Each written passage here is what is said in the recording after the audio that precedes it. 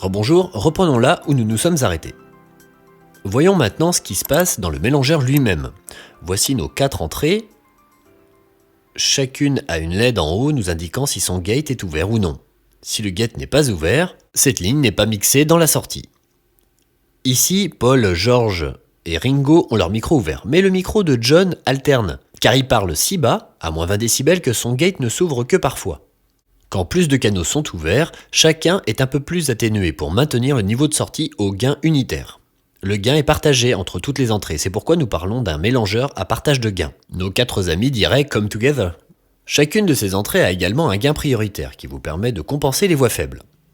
Donc si John parle vraiment bas, vous pouvez monter le gain de son canal pour constater que quand il parle, son gate est maintenant ouvert. Maintenant qu'ils parlent tous, vous pouvez voir que Ringo parle vraiment fort et qu'il obtient la majorité du gain, donc ils sont tous dans le mixage. Mais voyons ce qui se passe quand l'un d'entre eux cesse de parler. Enlevons John et Ringo. Vous pouvez voir que Paul et George bénéficient maintenant de plus de gains. En fait, si Paul est le seul à parler, le mélangeur l'atténue encore moins. Mais quand ils commencent tous à parler et à se disputer, vous pouvez voir que le gain chute partout. De cette façon, la sortie ne sature jamais. Mais lorsqu'une ou 2 personnes seulement parlent, elles bénéficient du plein volume et personne n'a à changer de gain de microphone car ce mélangeur numérique fait tout cela automatiquement. Voyons maintenant rapidement quelques-unes des autres options de la configuration du mélangeur. Cette section mix vous permet de couper la totalité du mixage ou de changer le gain de la sortie mixée.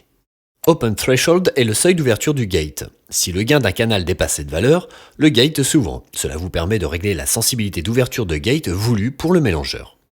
Donc si je monte ce seuil, leur gate commence à se fermer car le gain n'est plus suffisant pour atteindre le seuil. Redescendons-le là où il était. Depth détermine l'ampleur de l'atténuation appliquée aux canaux fermés.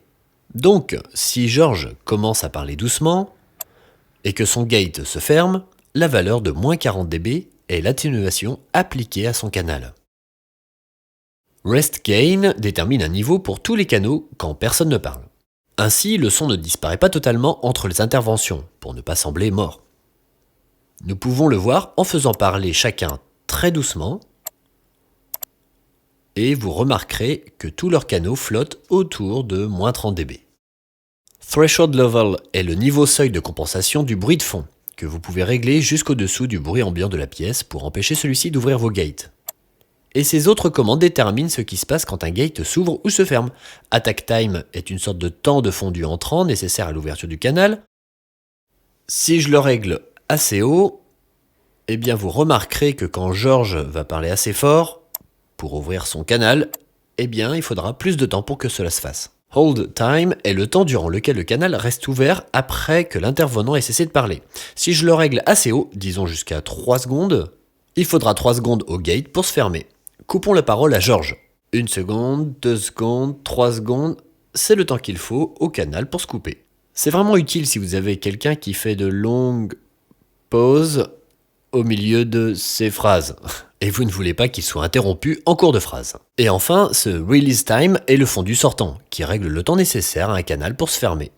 Oh, et ici il y a le Detector Time, dont nous avons déjà parlé. Cette commande vous permet de voir et de régler la durée minimale que doit avoir un son pour être considéré comme une entrée.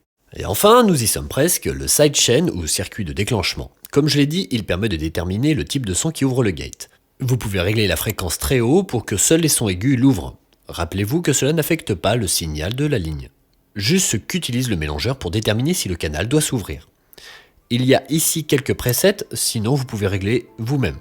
Si vous ne voulez pas l'utiliser pour le moment, cliquez sur le bouton Bypass. Voilà pour le Gain Sharing Automatic Mixer. Bien, faisons une courte pause et retrouvons-nous pour la prochaine partie.